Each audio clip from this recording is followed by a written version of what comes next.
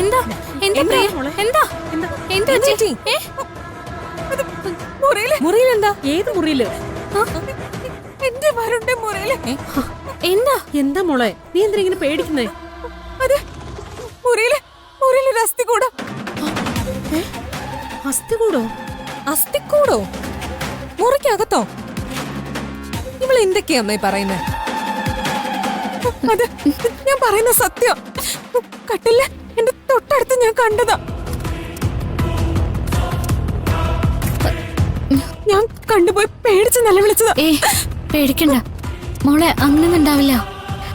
നീ വല്ല സ്വപ്നവും കണ്ടതായിരിക്കും.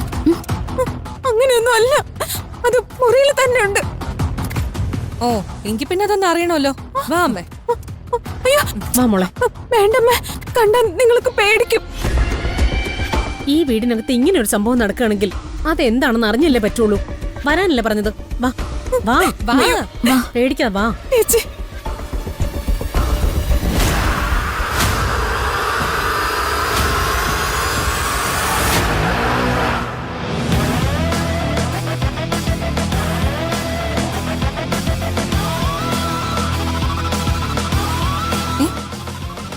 ഇവിടെ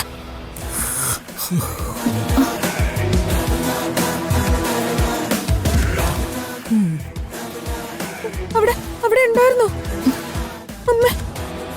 എവിടെ? ഇത് വരുണല്ലേ? എന്തൊക്കെ പ്രിയങ്കെ നീ കാണിച്ചു കൂട്ടുന്നേ? വെറുതെ എല്ലാരെയും വിളിച്ചുണർത്തിയിട്ട്. അവിടെ ഉണ്ടായിരുന്നു.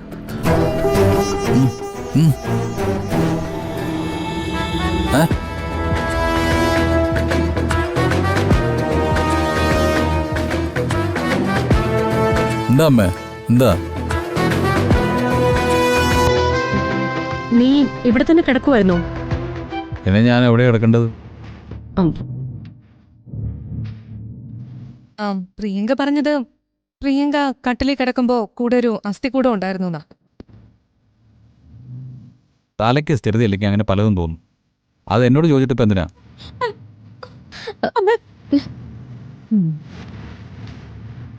ചേച്ചി ഒന്നുമില്ല. അവിടെ ഉണ്ടായിരുന്നു. എന്താ എന്താ ഇവിടെ? മുത്തശ്ശി, അതെ, പുതിയ കഥ കേട്ടില്ലേ? ഇവിടെ എൻ്റെ ബെഡ്റൂമിൽ ഒരു അസ്ഥികൂടം കിടന്നിരുന്നു എന്ന്. അത് കണ്ട് പേടിച്ച് നിലവിളിച്ചു വന്നു.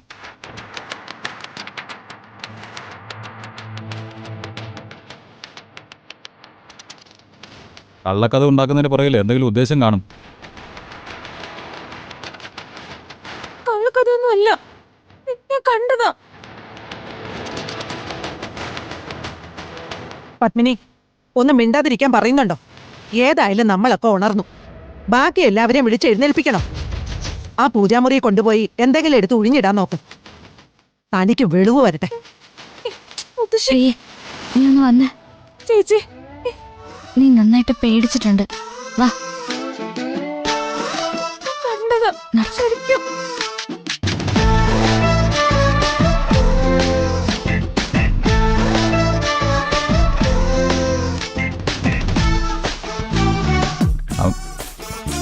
ഇനി അസ്ഥികൂടത്തിൻ്റെ കഥയുടെ പുറകിൽ വേറെ എന്തെങ്കിലും ഉണ്ടോ അമ്മേ? അല്ല, അമ്മയാണല്ലോ ഇപ്പോൾ പരീക്ഷണങ്ങളൊക്കെ നടത്തുന്നത്, അതുകൊണ്ട് ചോദിച്ചതാ.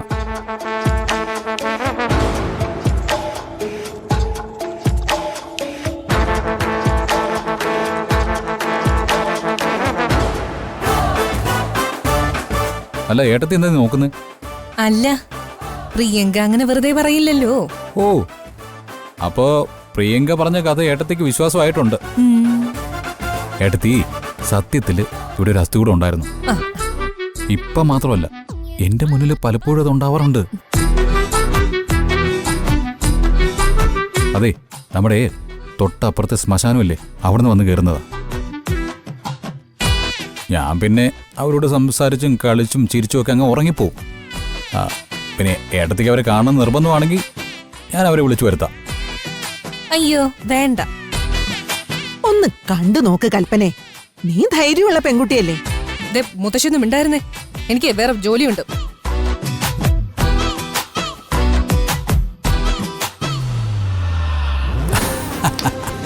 ഏറ്റു. എടാ, ഇനി അവള് നിന്നോടൊപ്പം ഉറങ്ങാൻ വരുവോടാ? ഇല്ല. ഇനി അഥവാ വന്നാ നീ കൽപ്പനയോട് നേരത്തെ പറഞ്ഞില്ലേ ശ്മശാനത്തിൽ നിന്ന് മൊത്തമായിട്ട് ഇങ്ങ് വിളിച്ചിറക്കുമെന്ന്. ആ അതുപോലൊരിറക്കം നമുക്കിങ്ങ് ഇറക്കണം. എന്നാ പിന്നെ അവള് ചത്തോളും മുത്തശ്ശി. അതോടെ എന്റെ പ്രശ്നങ്ങളും തീരും.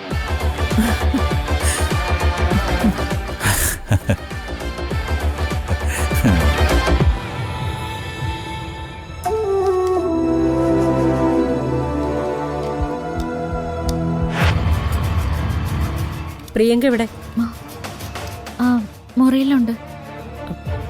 അവളുടെ പേടിയൊക്കെ മാറിയോ? ആ ഞാൻ പറഞ്ഞ് ആശ്വസിപ്പിച്ചിട്ടുണ്ട്. ചെറിയ പ്രായോ, മനസ്സിൽ പേടി തെറ്റിക്കഴിഞ്ഞാൽ കാണാത്ത കാഴ്ചകളൊക്കെ കണ്ടുവന്ന് വരും. അതും പേടി വേണ്ടപ്പെട്ടവരെ കുറിച്ചാവുമ്പോ ചിലപ്പോ പിടിച്ചു നിൽക്കാൻ പറ്റില്ല.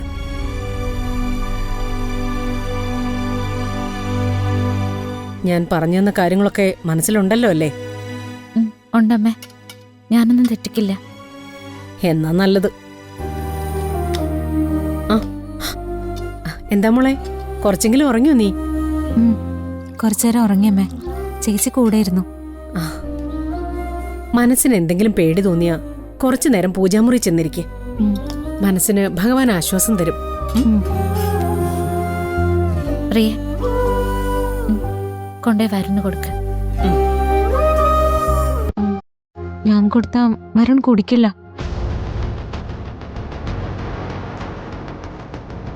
നീ കൊണ്ടേ കൊടുക്ക്. ബഹളം വെക്കുന്നുണ്ടെങ്കിൽ അങ്ങനെ ആയിക്കോട്ടെ എന്ന് കരുത്. ഞാൻ പറഞ്ഞെന്നില്ലേ അമ്മ അച്ഛൻ്റെ കാര്യങ്ങൾ ശ്രദ്ധിക്കുന്നത്. വരുണിന്റെ എല്ലാ കാര്യങ്ങളും ഇനി ശ്രദ്ധിക്കേണ്ടത് നീയാ. വരുൺ അറിയാതെ വരുണിന് വേണ്ട കാര്യങ്ങളൊക്കെ ചെയ്യാൻ നീ ശീലിക്കണം. കുറെ കഴിയുമ്പോൾ നിന്റെ സത്യസന്ധമായ സ്നേഹം വരുണിന് മനസ്സിലാവും. ചെല്ല്. ഓ പോയിട്ട് വാ മോളെ. വരുൺ ദേഷ്യപ്പെട്ടാലും നീ തിരിച്ചൊന്നും പറയാൻ നിൽക്കണ്ട. ശരി അമ്മ.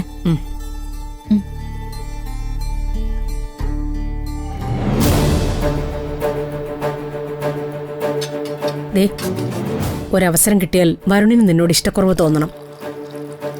അത് മനസ്സിൽ വെച്ച് വേണം ഈ വീടിനകത്ത് നടക്കാൻ. എന്നെ ചിലപ്പോ നിനക്ക് കുറ്റം പറയാൻ തോന്നുമായിരിക്കും. പക്ഷേ അനുജത്തിയുടെ ഭർത്താവിനെ ചേച്ചിക്ക് പിടിച്ചു കൊടുക്കുന്ന ഏർപ്പാടുള്ള അത്ര പരിഷ്കാരമൊന്നും ആയിട്ടില്ല ഞാൻ.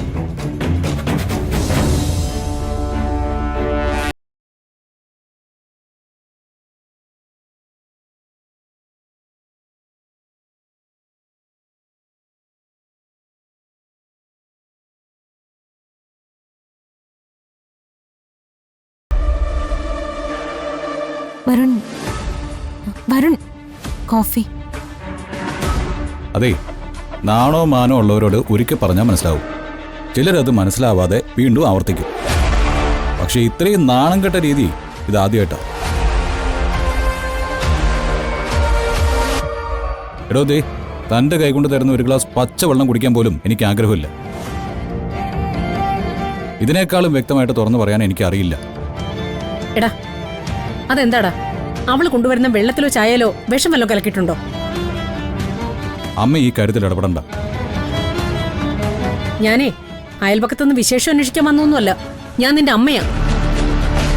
നിന്റെ കാര്യങ്ങളിൽ ഞാൻ ഇടപെടും, ചോദ്യങ്ങൾ ചോദിക്കുകയും ചെയ്യും. മനസ്സിലായോ? അമ്മ, ഒരു ഭാര്യയ്ക്ക് ചില കടമകളുണ്ട്. അത് നിന്റെ ഭാര്യ ചെയ്യുമ്പോ ഞാൻ അതിൽ സന്തോഷിക്കല്ലേ വേണ്ടത്, അല്ലാതെ എതിർക്കല്ലോ. മോളെ, കാപ്പി കൊടുക്ക്. വാങ്ങിച്ചു കുടിക്കടാ. ആ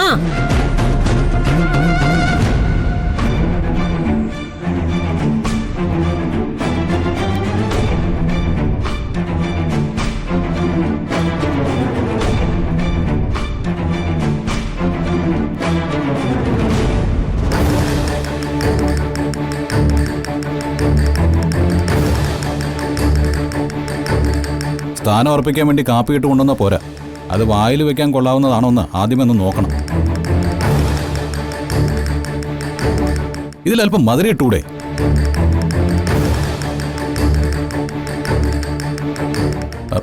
രാധികേ, ഇതിനല്പം മധുരം ഇട്ടതാ.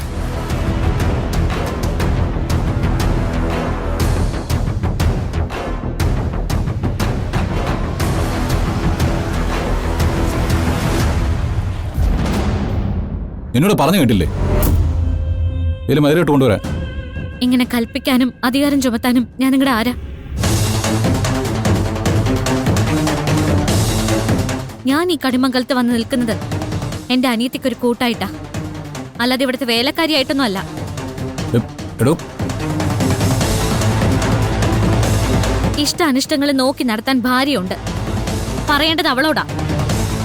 എന്നോട് ഇത്തരം കാര്യങ്ങൾ പറഞ്ഞ് പുറകെ വരാൻ പാടില്ല, കേട്ടല്ലോ?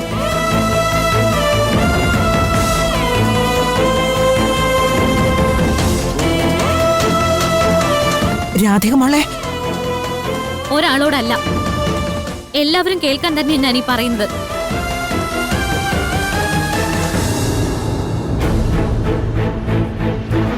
എനിക്കിങ്ങനെ എല്ലാവരുടെയും കാല് പിടിച്ച് നടക്കേണ്ട കാര്യമൊന്നുമില്ല.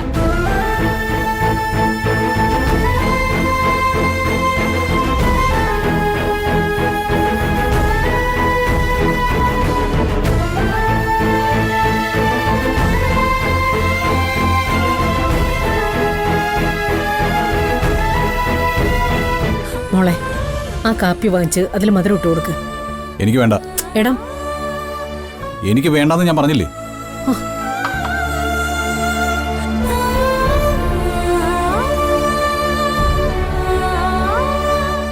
മോള് വാ.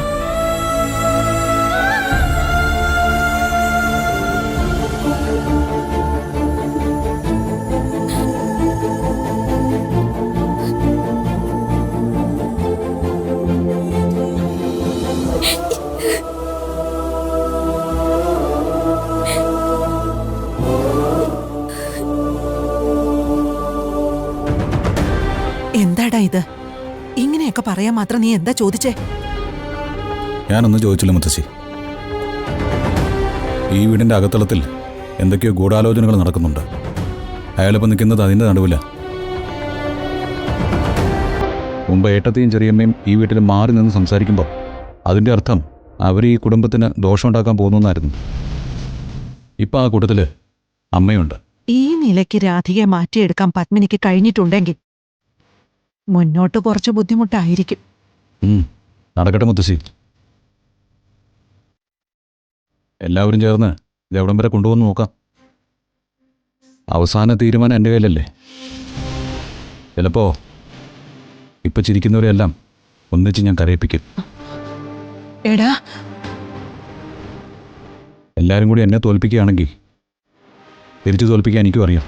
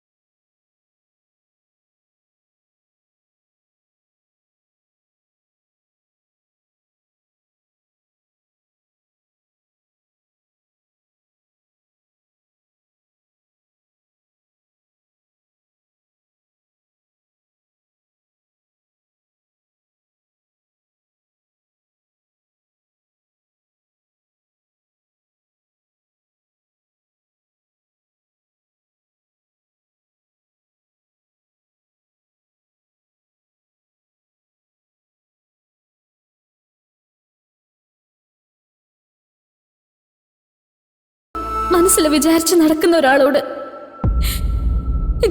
എന്തിനൊരു പരിധിയില്ലേ? എന്താ ഒന്ന് കണ്ണു തുറക്കാത്തത്? എത്ര തവണ ഞാൻ പറഞ്ഞിട്ടുണ്ട്, അർഹിച്ചതല്ലെങ്കിൽ എന്റെ മനസ്സൊന്ന് മായ്ച്ചു കളയാൻ. ഇനി വരനോട് ദേഷ്യപ്പെടേണ്ടി വരുമ്പോ നെഞ്ചു പൊട്ടി ആ കൈകളിലേക്കൊന്ന് വീഴ്ത്തിത്താ, എന്നൊന്ന് അവസാനിപ്പിച്ചതാ. അത്രയെങ്കിലും കരുണ എന്നോട് കാണിക്കും ഭഗവാനെ.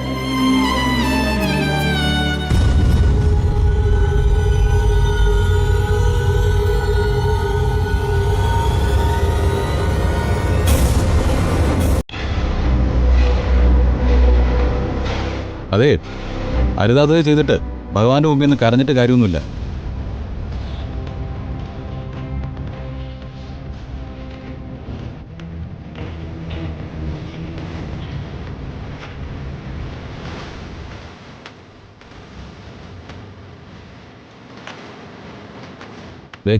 നിൽക്കുക, പോകരുത്. എനിക്ക് സംസാരിക്കാനുള്ളത് കേട്ടിട്ടേ പോകാവൂ. എനിക്കൊന്നും പറയാനില്ല. രാധികെ, എനിക്ക് കിട്ടാനുള്ള മറുപടി കിട്ടാതെ തന്നെ ഇവിടുന്ന് വിടില്ല. നോക്ക്, ആര് പറഞ്ഞിട്ട് ഇതൊക്കെ കാണിക്കുന്നത്? എന്നോട് ദേഷ്യപ്പെടാനും എന്നിൽ നിന്ന് അകലാനും തന്നോട് ആവശ്യപ്പെട്ടത് പ്രിയങ്കയാണോ അതോ എൻ്റെ അമ്മയാണോ? അകലാൻ എന്താ പ്രയാസം? നമ്മൾ തമ്മിൽ അടുപ്പമൊന്നുമില്ലല്ലോ. ഇല്ലേ? നോക്ക്, എൻ്റെ മുഖത്ത് നോക്കി നിഷേധിക്കും. രാധിക, ഈ പ്രശ്നം ഞാൻ പരിഹരിക്കാം. എടോ, തന്നെ നിയന്ത്രിക്കാൻ ശ്രമിക്കുന്നത് ആരായാലും അവരെ ഞാൻ ചോദ്യം ചെയ്യാം. എടോ, താൻ ഇങ്ങനെ പെരുമാറുന്നത് എനിക്ക് സഹിക്കാൻ പറ്റുന്നില്ല. എന്ത് സഹിക്കാൻ പറ്റില്ല? ഞാൻ നിങ്ങളുടെ ആരുമല്ലെന്ന് പറഞ്ഞില്ലേ? ആവർത്തിച്ച് പറഞ്ഞിട്ടും പിന്നെ എന്തിനാ എന്റെ പിന്നാലെ ഇങ്ങനെ നടക്കുന്നേ? എന്നെ മറ്റുള്ളവരുടെ മുന്നിൽ ചീത്തയാക്കാനാണോ? അതോ മറ്റൊരു സ്ത്രീയുടെ ഭർത്താവിനെ തേടി പിടിക്കുന്നു എന്ന പഴി കേൾക്കാനാണോ? എടോ, ഒരു കാര്യം മനസ്സിലാക്കിക്കോ. എന്റെ മുന്നിൽ വന്ന് നിൽക്കുമ്പോ എന്റെ മനസ്സിൽ ഒരു സ്ഥാനേ ഉള്ളൂ, ഒരു അന്യപുരുഷൻ. ഒരു അന്യപുരുഷൻ എന്നെ ഉപദ്രവിക്കാൻ ശ്രമിച്ച എനിക്ക് ചെയ്യാവുന്നതൊക്കെ ഞാൻ ചെയ്യും, പറയാനുള്ളതൊക്കെ ഞാൻ പറയും. അത് കേട്ട് നിൽക്കാൻ ധൈര്യം ഉണ്ടെങ്കിൽ മാത്രം എന്റെ മുന്നിൽ വന്ന് നിന്നാ മതി. ഈ ലോകത്ത് എത്രയോ ജീവികളുണ്ട്, അവയിൽ എത്ര എണ്ണത്തിന്റെ അടുത്ത് കാരുണ്യം കാണിക്കുന്നുണ്ട്. അങ്ങനെ കരുതിയാ മതി. ഒരു കൃമിയോ കീടോ ആണ് ഞാൻ. എവിടെയെങ്കിലും പോയി ജീവിച്ചു പോയിക്കോട്ടെ എന്ന് കരുതിക്കൂടെ? ദയവ് തന്നെ എന്നെ ഉപദ്രവിക്കരുത്. നിങ്ങൾ വലിയ വീട്ടിലെ പയ്യനാ, ഒരു ഭർത്താവാ. ആ കടമകളൊക്കെ ചെയ്തു തീർക്കാൻ നോക്ക്.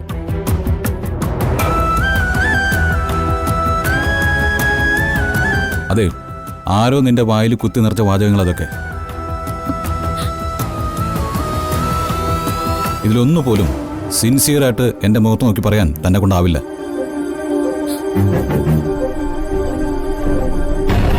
നോക്ക്, ഈ പറഞ്ഞതിനപ്പുറത്ത് 1000 ഇരട്ടിയെങ്കിലും താൻ എന്നെ സ്നേഹിക്കുന്നുണ്ട്.